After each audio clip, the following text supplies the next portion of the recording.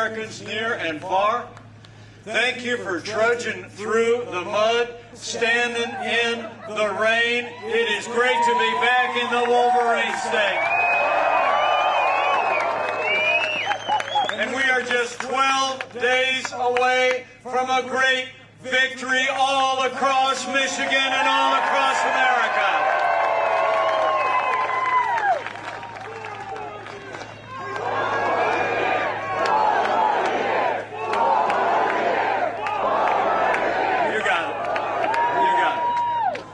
It's great to be here with some friends of ours. The son of Midland, Michigan. He's a champion for the 4th Congressional District. And I'm here to tell you, he has fought every single day to advance the agenda that's made Michigan and America stronger and more prosperous. Will you join me in thanking Congressman John Molinar for his great, great leadership in Washington, D.C. It's also great to be here with a first-generation American who's worked on the front lines of health care, serving his community, and I know he's going to be the next great congressman from the 11th Congressional District. Let's hear it for Eric Asaki.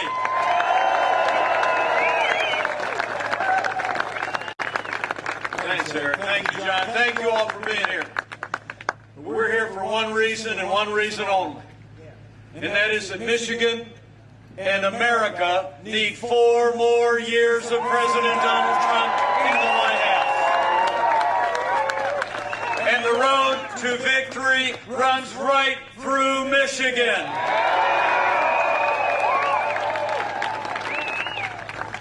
It really is great to be with all of you, to think about all we've done. 4 years ago, a movement was born.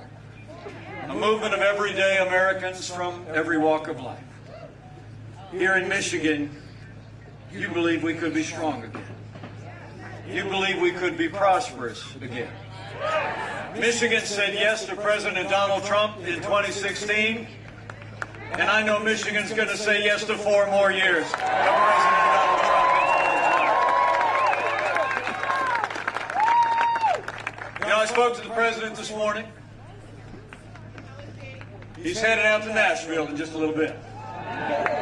He is going to take the stage in Tennessee, and he is going to take the fight to Joe Biden, and I can't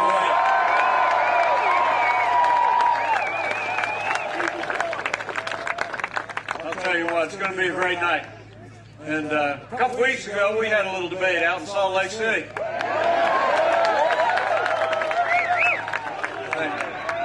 Some people think we did all right. It was a great privilege for me to be able to be there, to talk about all this President has done with the support of all of you good people here in Michigan. I mean, think about it. 4 years ago, we inherited a military that had been hollowed out by devastating budget cuts. An economy that was struggling to break out of the slowest economic recovery since the Great Depression. Terrorism was on the rise around the world, and we witnessed a steady assault on our most cherished values. But in 3 short years, we rebuilt our military. We revived our economy. We secured our border, supported law enforcement, stood for life and liberty and the Constitution of the United States.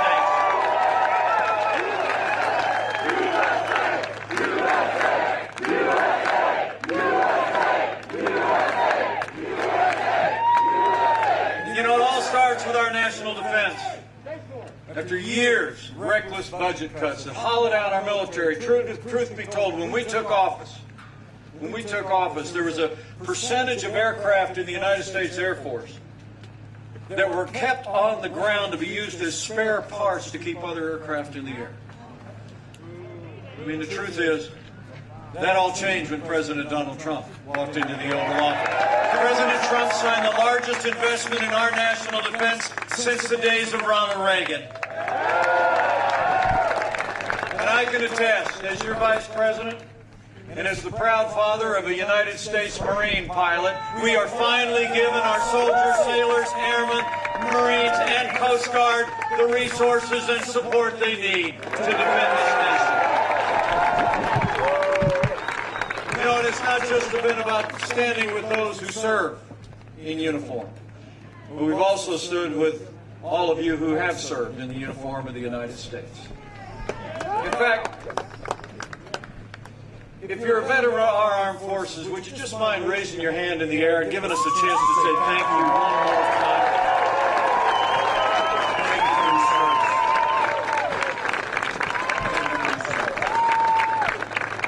service. Joe Biden was vice president, we all remember. We saw years of scandal at the VA that shocked the conscience of the nation. Remember that? I mean, we literally had veterans that were dying, waiting to get health care at VA hospitals.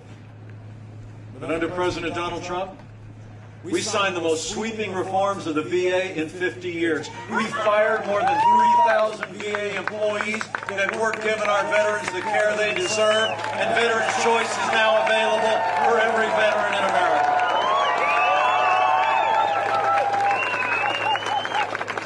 Support for our troops and their families. Support for our veterans.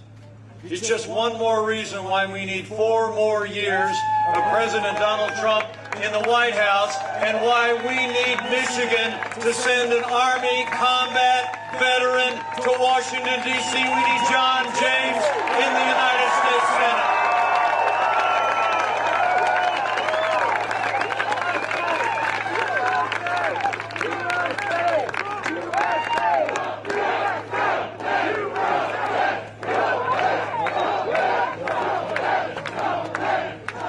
About providing for our national defense. But in our first 3 years, after Joe Biden had spent the previous 8 years trying to tax and spend and regulate us back to a growing economy, President Donald Trump created the greatest economy in American history.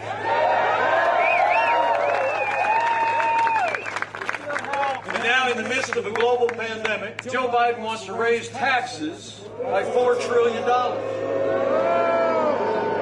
President Trump, he cut taxes across the board for working families and businesses large and small. We rolled back more federal red tape than any administration in history. We fought for free and fair trade. We unleashed American energy, and in just 3 short years, businesses large and small created 7 million good-paying jobs, including 112,000 jobs right here in the Wolverine state. Amazing. In our first 3 years, unemployment reached a 50-year low across America. It's the lowest unemployment for 20 years in the state of Michigan. And wages were rising across the board. What means the most to the president is wages were rising most rapidly for hardworking, blue-collar Americans. The forgotten men and women of America were forgotten no more. I don't know if you heard about it, but just this morning it was announced that weekly jobless claims just hit their lowest level since March. Michigan is back, America's coming back, and Motor City is back.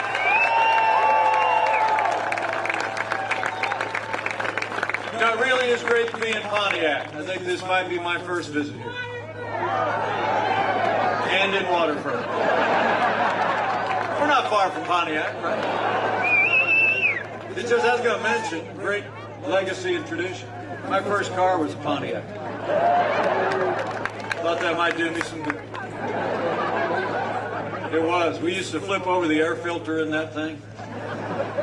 Did you do that when you were young? Yeah, it had a 454 4-barrel in it. Man, that thing would haul, and it would make a lot of noise when you flip that air filter. I'll tell you, let's just hear it for the great tradition of craftsmanship in Waterford and Pontiac.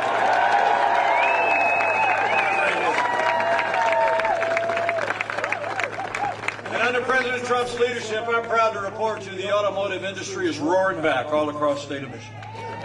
Last year, General Motors announced they were adding about 400 jobs. Fiat Chrysler already is building a $1.6 billion plant, and they committed to 6,400 jobs in the Motor City right here in Michigan. And it's been because of those policies, less taxes, less regulation. But it's also been because we have a president who's been fighting for free and fair trade that puts American jobs and American workers first. when it comes to international trade. It's amazing to think when we took office, half of our international trade deficit was with communist China. $500 billion a year we were losing to China in our trading relationship. And Joe Biden, he's been a cheerleader for communist China all along the way. He actually said the rise of China was a positive development. And he dismissed last year the idea that China was even a competitor. But under President Donald Trump, we made it clear from day one. When it comes to China, the era of economic surrender is over. We imposed tariffs, and we're going to stand strong until China opens their markets to what we make and what we grow once and for all.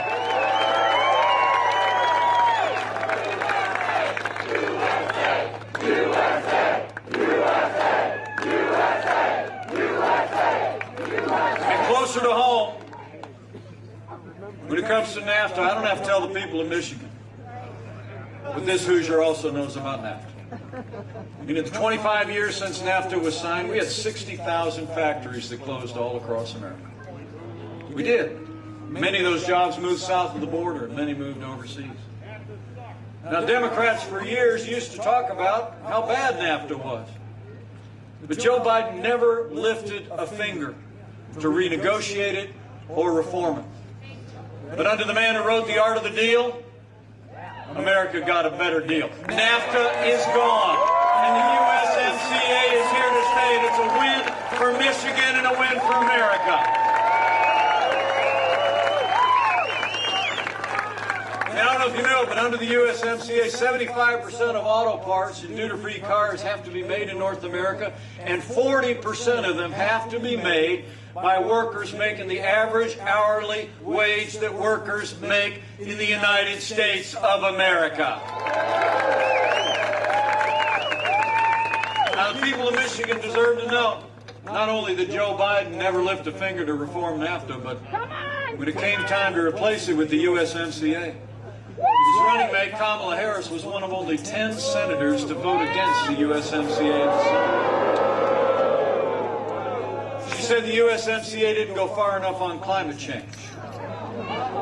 Kamala Harris put her radical environmental agenda ahead of Michigan auto workers and Michigan auto jobs. It's one more reason why Michigan needs to say no to Joe and yes to 4 more years of President Donald Trump in the White House.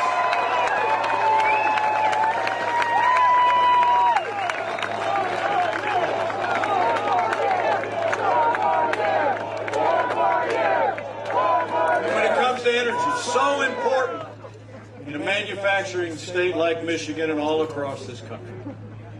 Joe Biden and the radical left want to crush American energy under a $2 trillion version of the Green New Deal. Remember in the last presidential debate, President Trump had to remind him that he supported the Green New Deal. Might have to remind him again tonight.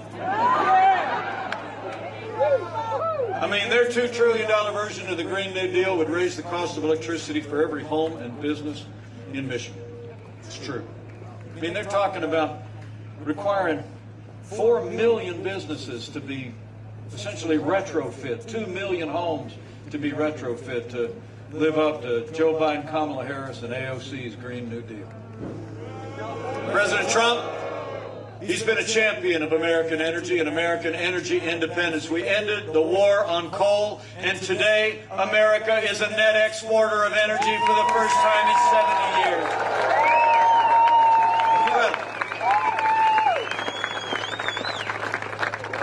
You know, when Joe Biden was vice president, America actually lost 200,000 manufacturing jobs. And the last president, who I saw was out on the campaign trail yesterday, he said those jobs were never coming back. Do you remember? I mean, they referred to our part of the country as the Rust Belt. And there was a lot of rust on the belt when they were in charge. Remember, after President Obama said that those jobs were never coming back, he said, quote, "What magic wand do you have?" We didn't need a magic wand.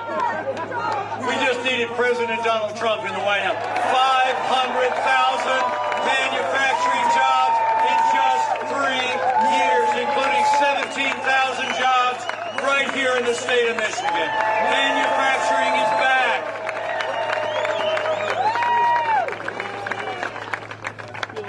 When it comes to health care, even on health care, you all remember their plans. Remember Obamacare? All the promises that they made. The last administration, Joe Biden's vice president, they said if you like your doctor, you'd keep it. Wasn't true.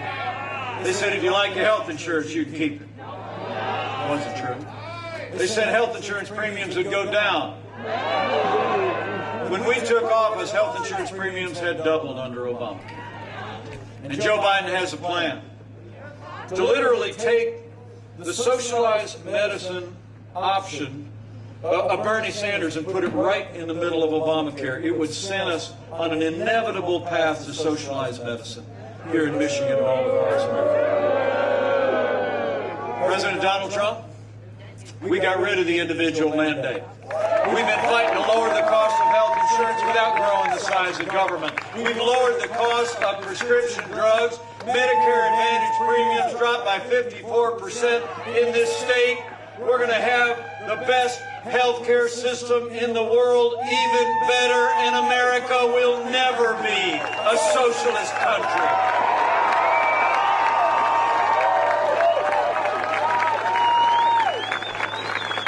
Men and women of Michigan, we got a choice to make.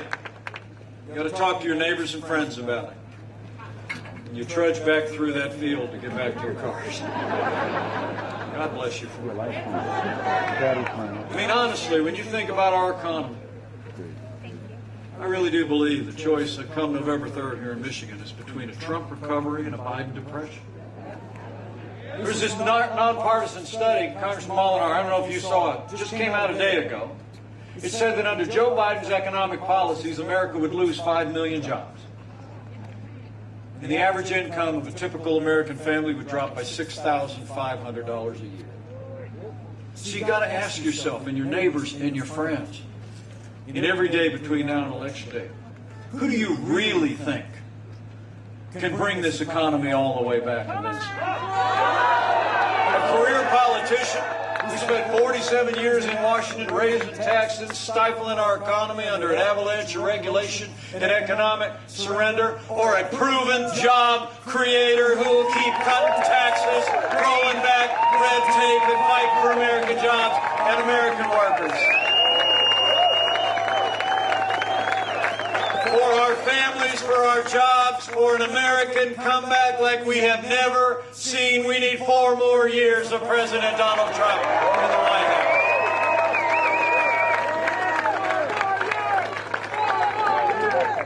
So we stood for security.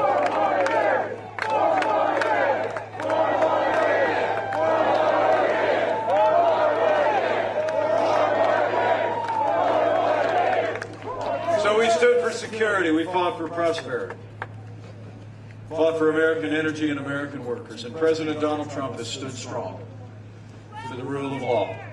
As I stand here today, I'm proud to report to you that our president has already appointed more than 230 conservatives to our federal courts at every level. And they are all men and women who will uphold the God-given liberties in our Constitution, like the freedom of religion, the freedom of speech, and the Second Amendment right to keep and bear arms.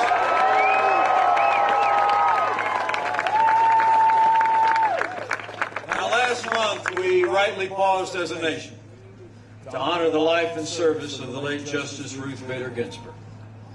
But when the memorials were over, President Trump fulfilled his duty under the Constitution of the United States when he nominated a brilliant, principled, conservative woman who loves the Constitution to the Supreme Court. He nominated Judge Amy Coney Barrett.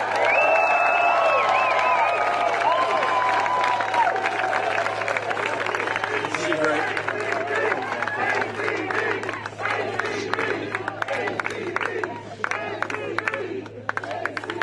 Isn't she great? Now I'll tell you, I'm a little partial. I mean, she is from Indiana. And you know, President Trump and I, we called on Democrats in Washington to give Judge Barrett a respectful confirmation, and we're going to keep calling on him. But we have reason to be concerned. I mean, you all remember during her last confirmation hearing, don't you? The ranking member on the Judiciary Committee, Democrat from California, actually said she was concerned about Judge Barrett's nomination because of her Catholic faith. She said, and I quote, "The dogma lives loudly within you." And Hollywood elites have been criticizing Judge Barrett ever since. Well, I got news for the Democrats and their friends in Hollywood. That dogma lives loudly in me. That dogma lives loudly in you. And the right to live and work and worship according to the dictates of our faith lives loudly in the Constitution of the United States of America.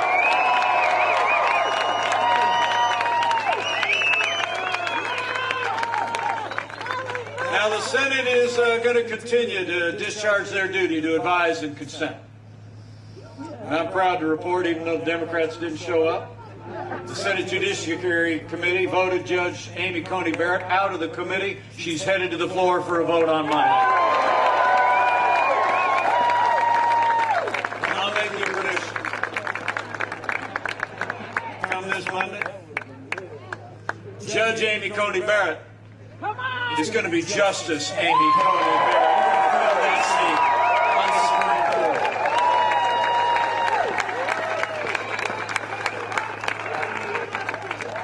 Now, the people of Michigan deserve to know, after 150 years with 9 justices on the Supreme Court, leading Democrats in Washington are talking about packing the court, adding seats to the Supreme Court, so they can nominate radical leftist judges to advance their agenda from the judicial branch. Now, Joe Biden did say that he's going to tell the American people what he'd do about court packing after Judge Barrett was confirmed. Now he's saying he's going to tell us after the election. I mean, I saw a clip this morning on the way here. He told 60 Minutes it's a live ball. He's going to tell us after the election, after millions of Americans have cast their votes, whether he's going to pack the court in what would be the biggest power grab in American history. I mean, come on, man. The American people deserve a straight answer, Joe. For the highest office in the land, the American people deserve to know whether you're going to respect the highest court in the land.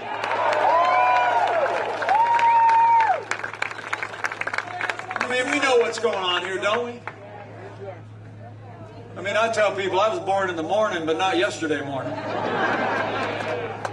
I mean, look, Joe Biden and Kamala Harris aren't telling us what they're going to do, because Joe Biden and Kamala Harris are going to pack the court with liberal activist judges if they win this election. But we're not going to let it happen. We're going to re-elect President Donald Trump for 4 more years, and we're going to send John James to a larger Republican majority in the United States Senate. We're going to stand for the rule of law and an independent judiciary. I promise you that.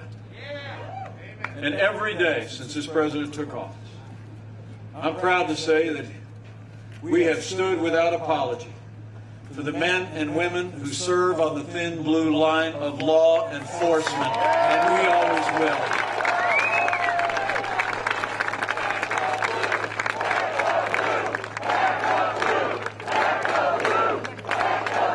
Oh, we back the vote. You know, the president and I know what you know.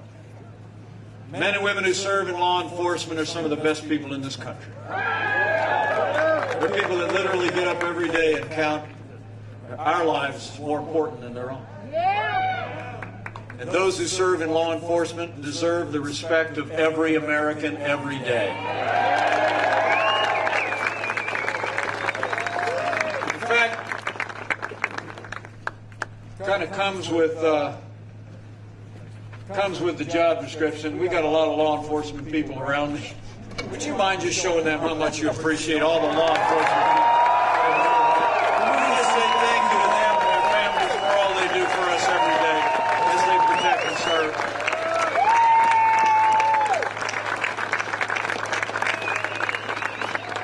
Thank you all very much. You know, President Trump and I will always support the right of Americans to peaceful protest.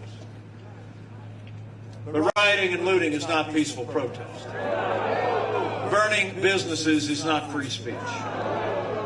Now, all summer long, all Joe Biden ever talked about were peaceful protesters, remember? As the American people literally watched businesses and communities burn to the ground. The truth is, Joe Biden would double down on the policies that have led to violence in America's cities. I mean, when you start to withdraw support from those who protect and serve, you only embolden those who would do harm to our families and our communities. Now, Joe Biden justifies it all by saying that, in his words, America is systemically racist. And he and Kamala Harris often say that police officers in this country have a, quote, implicit bias against minorities. When Joe Biden was asked if he'd support cutting funding for law enforcement, he said, yes, absolutely. And Kamala Harris recently praised the mayor of Los Angeles for cutting $150 million out of the budget of the LAPD. Well, let me make you a promise. With 4 more years of President Donald Trump in the White House, we're not going to defund the police. Not now, not ever. We're going to back the blue every single day.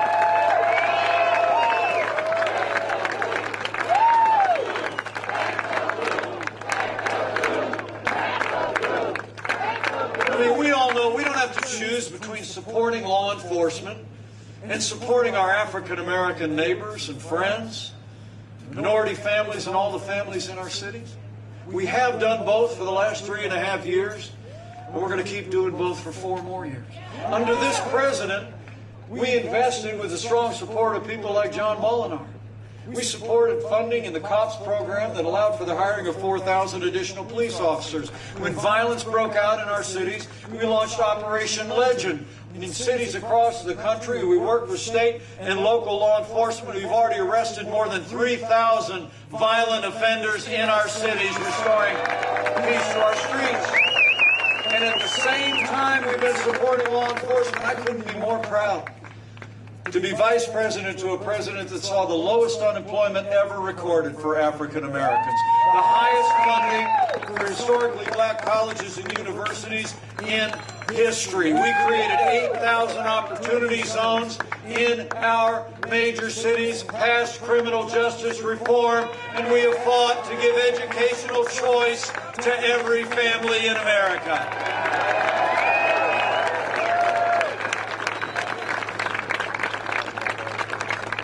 This president has proven we can stand with law enforcement, stand with our minority families, and I promise you we're going to keep doing that. And we're going to have law and order in every city, in every state in this nation, for every American of every race and creed and color. So help us God.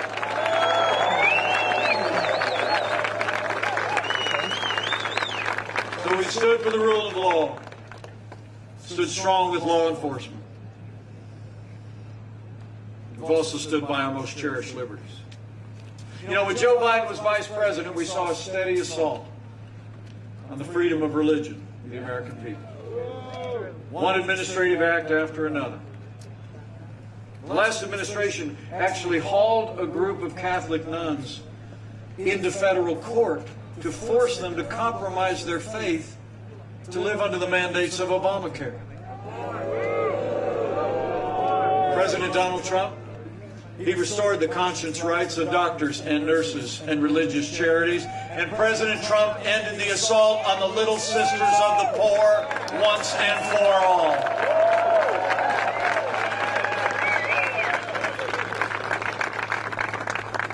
Beyond our values and our faith, I couldn't be more proud to be vice president to a president who has stood without apology for the sanctity of human life.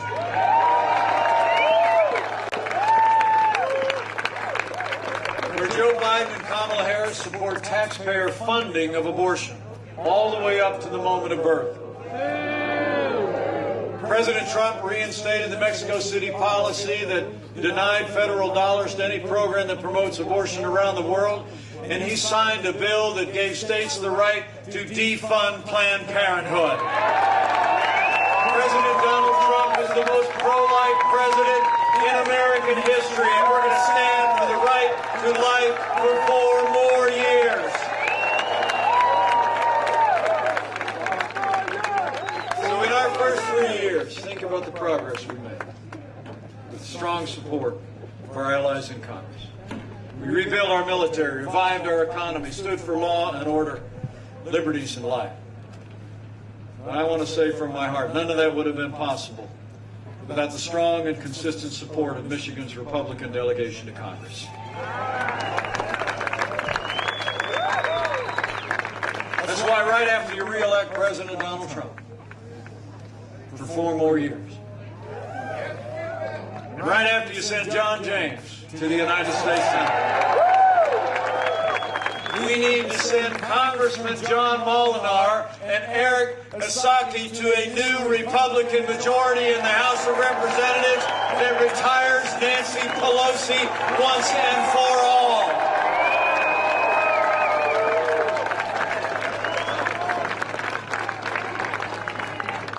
I mean, when you look at all that we accomplished in those first 3 years, there's only one way you can describe it.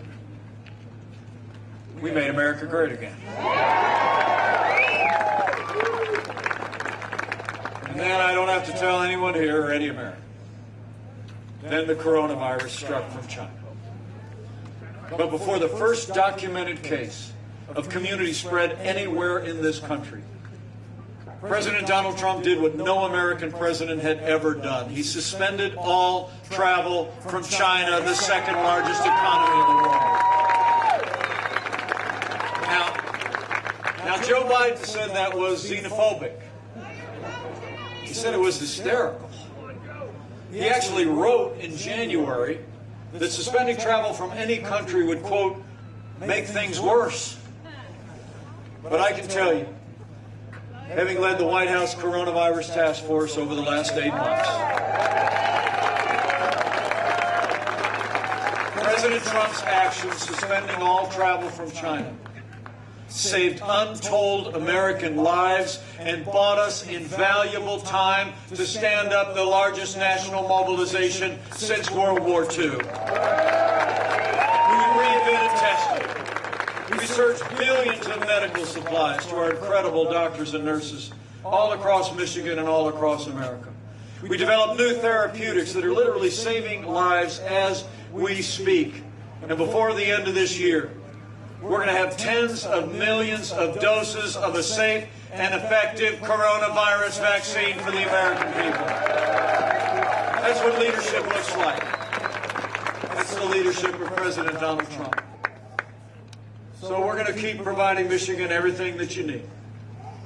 And can we just take a moment? I got Eric Esaki here, who spent a career in healthcare. Can we just show our appreciation for the nurses, for the doctors, for the first responders, and everyone that's been there for our families throughout this pandemic? They are heroes all.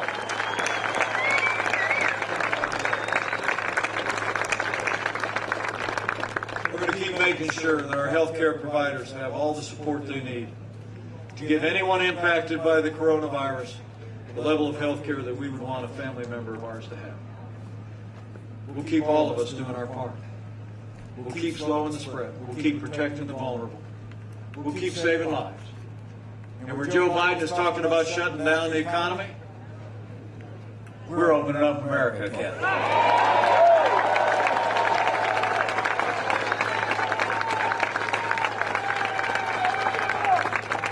You know, it's amazing to think, just the last 5 months, after America lost 22 million jobs at the height of this pandemic, with that strong foundation that we poured together in those first 3 years of a strong economy, and with the unprecedented support that Congressman Molinar and others provided to families and businesses in the midst of this pandemic, we've already seen 11.5 million people go back to work, including 600,000 people right here in Michigan.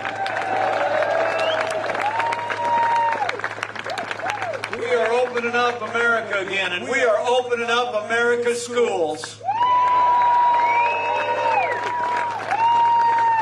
We just announced we were sending 100 million 15-minute tests to all the school nurses around America, Eric. Going to make sure that we can get our kids back in the classroom where they belong and keep them there safe and sound. And we're not just opening up our schools in the classroom. Thanks to President Donald Trump, Big Ten football is back.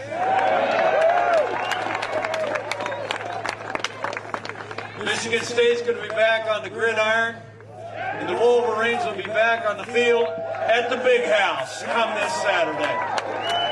Get ready. You know, men and women, it really is great to be with you today. And I appreciate you all coming out. But I expect you're here because you all know. Not only the choice in this election has never been clearer, but the stakes have never been higher. I mean, you stood in the rain and you trudged through that muddy field. Not to see your vice president. You did it because you love Michigan and you love America.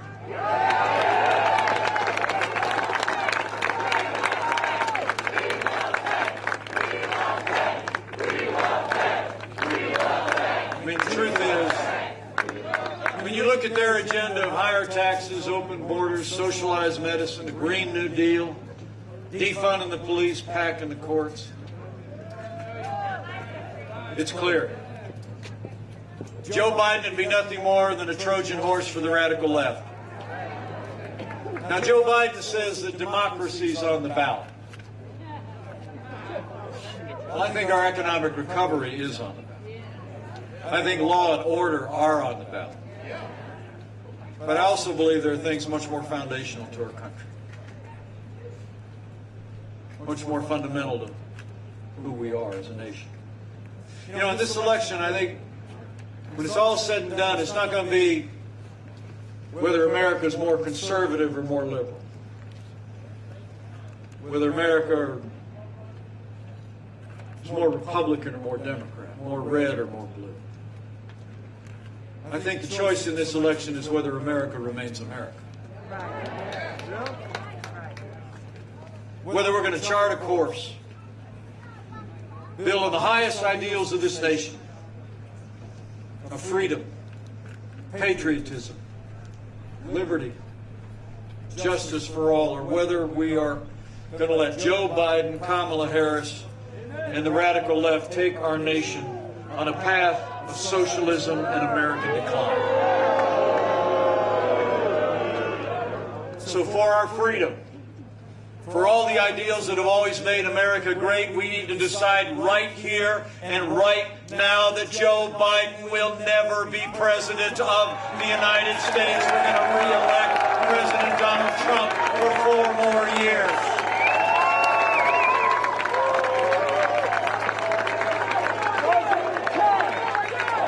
It's on, Michigan. You know, as the president said, we got work to do. Because for all that we accomplished in those first 3 years, for all this president has done to see our nation through this global pandemic, that's just what President Trump calls a good start, right? I mean, we're just getting started. And over the next 4 years, we're going to distribute that vaccine and we're going to defeat the virus. We're going to maintain America's unrivaled military might and ensure peace through American strength. We're going to make America into the manufacturing superpower of the world and end reliance on China once and for all. We're going to uphold religious liberty, the freedom of speech, the right to keep and bear arms. We're going to hire more police. We're going to ban sanctuary cities. And we're going to stop the indoctrination of our kids and restore patriotic education to America's schools.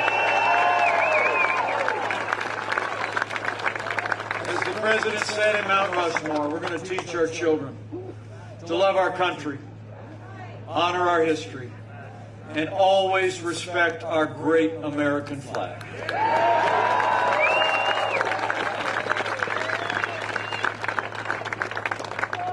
Men and women, I have to tell you, I didn't know the President that well before he picked up the phone and called me and asked me to join this ticket. But I said yes in a heartbeat. Because I saw what the people of Michigan saw. I saw the vision grounded in the highest American ideals. I saw the leadership qualities and the determination that could make this country great again. I'll never forget the night that he called. We'd been tipped off that among a group of Americans he was considering as running mates that we were going to get the phone call. We prayed all the way through it. My wife was standing right next to me.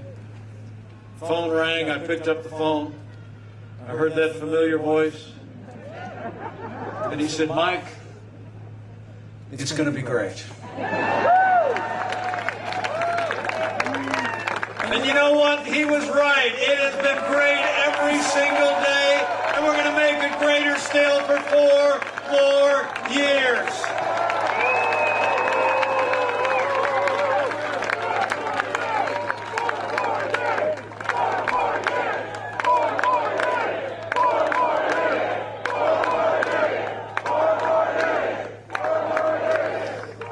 But you know, we've served shoulder to shoulder these last 4 years, and some people think we're a little bit different.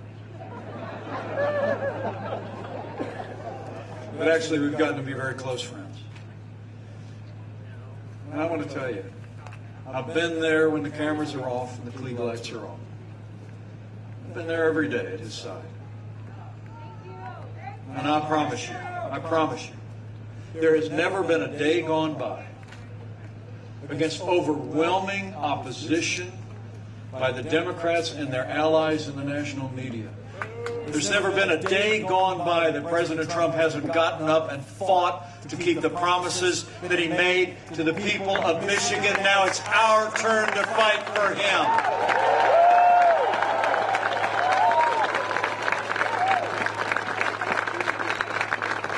So I got a couple things I got to ask you to do before I head over to Indiana. I guess going back to the Hoosier State today. Because I'm going to do what I'm first going to ask you to do. First thing I need you to do, Karen and I are going to do tomorrow morning.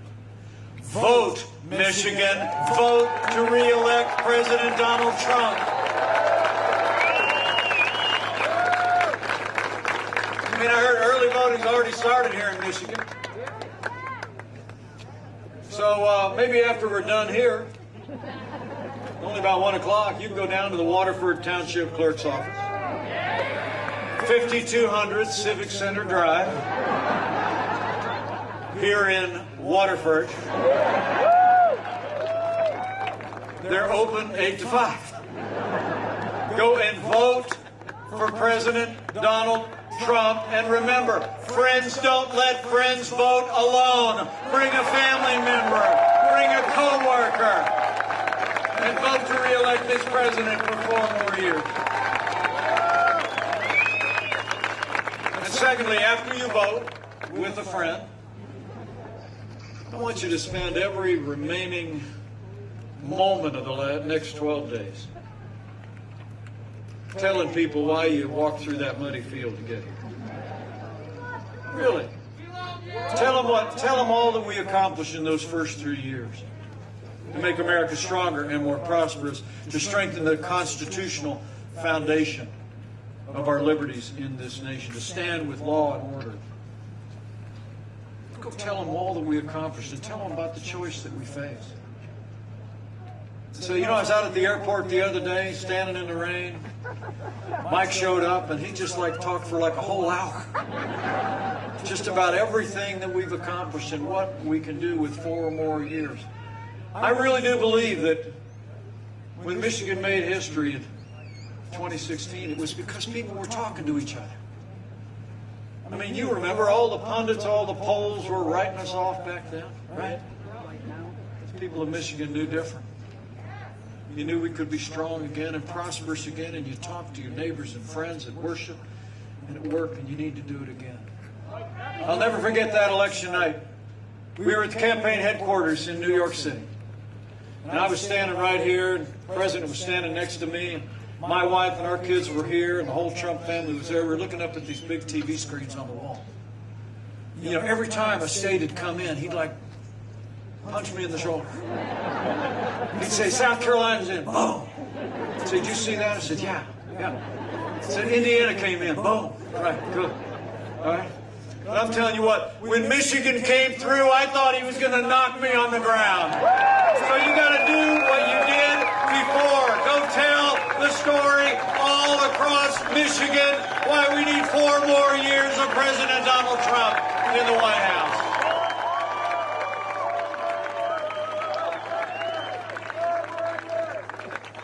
I don't want to feel that again. I know we will if we all do what we need to do. So remember, from here, vote with a friend. Tell somebody every day between now and election. And finally, as I've traveled across this country the last 4 years, I've come to 2 great conclusions that I believe more now than I've ever believed in my life. Everywhere I've gone, I'm more convinced than ever that America is a freedom-loving nation. And America is a nation of faith. As we travel across this land, the sweetest words the President and I ever hear are when someone will say, I'm praying for you. And we hear a lot. And so I would just say, if you're of a mind to bend the knee or bow the head from time to time, now would be a good time to do it. And over the next 12 days, I'd encourage you to pray with confidence. Claim those ancient words that Americans have clung to through much more challenging times than we could possibly imagine. Americans who cleared the forests that settled this state, the Americans who have fought the wars, and endured the great challenges in our nation. Those ancient words that if his people who are called by his name will humble themselves and pray and turn, he'll do like he's always done in the long and storied history of this nation. He'll hear from heaven, and he'll heal this land. This one nation, under God, indivisible, with liberty and justice for all. So pray for America. Pray for all of the American people. It'll make a difference. It'll make a difference. And I leave here today with renewed confidence. Grateful for your support. Grateful for your attendance here today. And more confident than ever that we are just 12 days away from a great victory. All across Michigan and all across America. And I just know if all of us do all that we need to do between now and Election Day, we're going to make Michigan and America stronger and safer than ever before. We're going to make Michigan and America more prosperous than you could possibly imagine. We're going to make Michigan and America more united than ever before. And with John James in the United States Senate, with Congressman John Molinar and Eric Asaki in a new Republican majority in the House, with President Donald Trump in the White House for 4 more years, and with God's help, we will make America great again. Again. Thank you all very much. God bless you. God bless America. Now let's go get it done, Michigan.